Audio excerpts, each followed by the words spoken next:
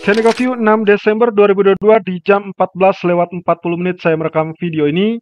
Ya, kita lihat di sini pound sterling kembali di 1.2200, sementara crude oil di level 77 dan emas berada di level 1770. Oke, satu hal yang cukup pasti di sini pound sterling ditunjukkan dengan potensi candle bearish, dan ini juga berarti sedikit mengganggu terkait dengan MA200. Apakah nantinya akan tembus 50% atau bahkan level terendah atau low tanggal 1 Desember atau tidak, itu 1.2059, maka akan ditentukan kemudian. Tapi kalau secara spesifik, setelah hanging man, kemudian dengan bearish candle, maka potensi atau peluang untuk retest area support juga tetap akan terbuka. Nah, kali ini dengan MA200 berada di level 1.2138. Kita lihat, apakah dia mampu ditutup di bawah itu atau tidak. Selama dia tidak tutup di bawah 1.2138 atau di bawah MA200 daily, maka kita anggap ini hanya sekedar koreksi sementara sebelum nantinya kembali terdorong naik.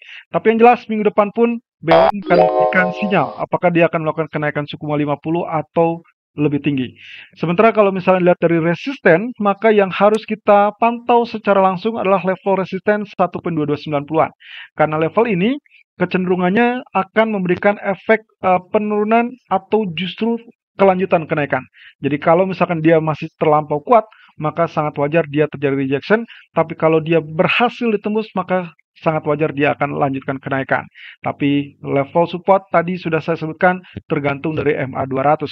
Nah, untuk saat ini yang kita lihat adalah rejection yang terjadi kemarin, karena murni yang kemarin terjadi sempat spike sampai level 1.2343 pun ternyata gagal untuk ditutup di atas 1.2300.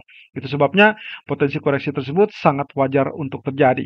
Nah, di sisi H4-nya sendiri, kalau kita perhatikan, kita simak dengan potensi pergerakan kenaikannya, maka juga kita perhatikan di sini dia masih tertahan di 1.2152. Oke, kita perhatikan di sini garis trendline saya tarik dari level support, lalu kemudian support yang keduanya atau titik keduanya saya extend di situ, ya, dan kita akan dapatkan trendline seperti ini. Nah, Anda perhatikan ini level low yang sempat terjadi tanggal 4 November itu ada di 1.1145, sementara level titik keduanya saya ambil dari Dragonfly Doji 30 November itu di 1.1899. Apa yang saya dapatkan? Ternyata yang akan kita perhatikan di sini adalah level area, ya, kurang lebih di titik ini. Ya, ini mengartikan kondisi di mana bisa saja terjadi penembusan atau bisa saja terjadi rejection kembali. Tentunya ini pun tergantung dari pola pergerakannya. Apakah dia sanggup untuk tembus 1.2150 apa tidak. So far dia tertahan di 1.2166. But anyway, yang kami sarankan tadi pagi adalah terkait dengan sell and rally 1.2220, 1.2240 dengan target maksimum 1.2100, yang terdekatnya 1.2160. Ya, kalau lihat dari keadaan ini, sebetulnya dengan level high sampai saat ini 1.2222, itu berarti kita sudah dalam posisi sell sejak sesi Asia. Dan kita lihat sekarang berada di 1.2190-an. Nah, berarti apakah dia akan lanjutkan penurunan tersebut di bawah level 1.2150? Kita belum tahu. Tapi yang jelas, kalau itu terjadi, maka yang saya harapkan nantinya setelah penurunan di sini, dia akan dilanjutkan dengan rejection naik. Itu berarti pula menandakan apa yang kita pantau dari grafik mengharapkan uptrend masih tetap berjalan, tapi penurunan dianggap sebagai correction. Dan itu berarti di daily chart, MA200 untuk pound sterling diharapkan tidak ditembus. Sementara untuk grafik H4 dari crude oil menunjukkan kegagalan penembusan. Lagi-lagi kegagalan penembusan. Kali ini yang menjadi musuh bersamanya adalah level 82 karena sama sekali kemarin tidak berhasil menjangkau level 83 ya. Kalau kita lihat sini ketinggiannya adalah 82.68. Jadi ini yang sempat kita khawatirkan kemarin in case terjadi rejection turun dan dia akan kembali tembus level 79. Dan langsung kita lihat di sini. Polanya dia turun sampai level 77. Nah, masalahnya adalah setelah dia terjadi penurunan sampai level support trend line, apakah kita akan dapatkan pola penurunan lanjutan? Oke, saya update kembali. Fibonacci expansion kita tidak gunakan, sementara Fibonacci retracement-nya saya tarik ke level tertinggi 83.30-an. Dan kita dapatkan di sini apa? Yaitu penurunan tertahan di level 61.8%. Selalu ingat dengan apa yang sempat saya sampaikan, kalau memang ternyata dia tidak tembus dari 61,8%, maka dia ada kecenderungan masih tetap naik. Tapi kenaikan kali ini kemungkinan akan kembali dihalau kurang lebih di teritori 79,40 yaitu 38,2% Fibonacci retracement. Dengan demikian, apa yang terjadi untuk hari ini akan bergantung dari kondisi daily, di mana posisi candlestick ditutup dengan bearish. Berarti kalau dengan demikian pula, saya sangat wajar kalau misalkan kita mengharapkan potensi pergerakannya adalah sebagai huruf W atau double bottom. Tentunya double bottom tersebut mengharuskan kita mencapai level 75,27. Nah, teringat dengan apa yang sempat kita contohkan kemarin terkait dengan trading plan live streaming yang kita menginginkan posisi ataupun mengharapkan strateginya untuk bisa melakukan buy di level 781 atau stop loss-nya 75. Nah, ini hati-hati. Kemarin kita memberikan contoh trading plan, artinya Anda bisa gunakan level yang sama 81 atau menunggu level yang lebih baik. Nah, terkait dengan rencana dari aksi balasan Rusia terhadap negara-negara yang setuju terhadap skema pembatasan harga minyak, maka kemungkinan posisinya sebetulnya kita tidak mengharapkan level 75 tersebut ditembus. Artinya di sini, kalaupun kita berasumsi bahwa dia bisa menjadi areal double bottom, maka yang paling bagus adalah melakukan buy di dekat level 75 tersebut. Ya, Anda bisa lakukan di 75.50-an atau bahkan di 76,00. Kalau misalkan ini didapat, berarti skema yang kemarin kita lakukan untuk melakukan contoh di 81, bisa saja Anda mencari level average di level 76. Ya, tapi kalau misalkan kondisi ekuitas yang terbatas, sebaiknya Anda tidak lakukan average, melainkan Anda tunggu sampai mungkin kepastian apakah dia terjadi double bottom atau tidak. Ya, karena kita masih tetap menggunakan stop loss di 75.00.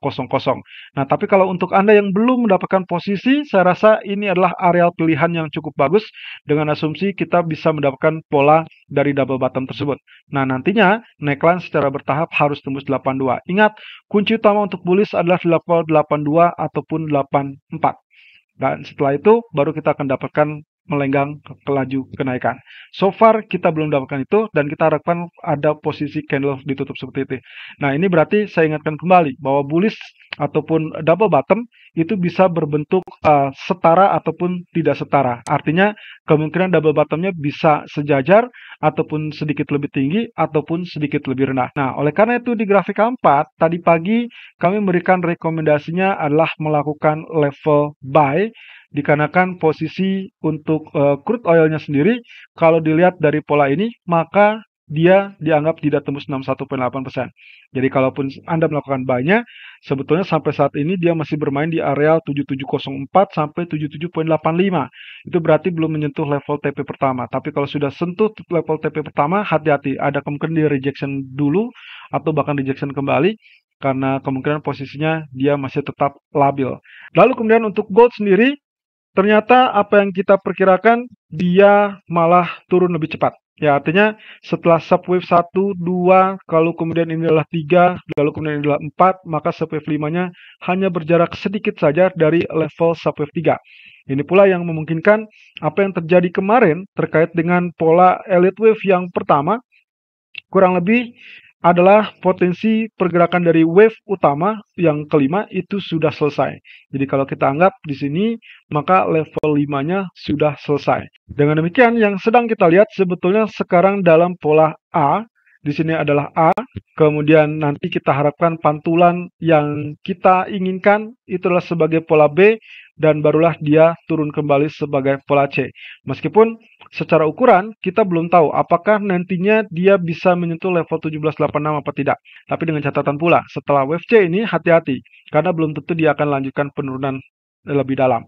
Bisa saja ini lagi-lagi adalah kesempatan untuk mencari level buy karena sedang mengalami correction. Nah, dengan sendirinya pola double bottom daily chart yang sebelumnya diperkirakan adalah targetnya 1840 sampai saat ini belum selesai atau bahkan bisa saja gagal. Tapi kita lihat, kalau kita perhatikan dengan pola bearish divergence yang kemarin, kemudian ini masih tetap betul dia terjadi bearish divergence, dia sudah turun. Nah, tapi ingat pula bahwasanya level low kemarin dan close-nya itu berada di atas areal long ataupun low dari long white hari Kamis. Jadi kalau misalkan dilihat sini, hari Kamis adalah low-nya 17.680, sementara kemarin itu kurang lebih close price-nya itu di 17.68.40, hampir menutupi. Namun kemudian di grafik H1-nya, kalau Anda perhatikan, dia sudah jebol kembali pertahanan. Nah, sekarang saya gunakan level yang berbeda.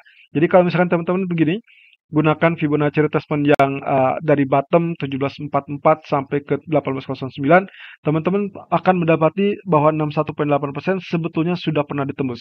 Jadi kalau seperti ini, berarti Fibonacci retracement-nya sudah tidak berlaku.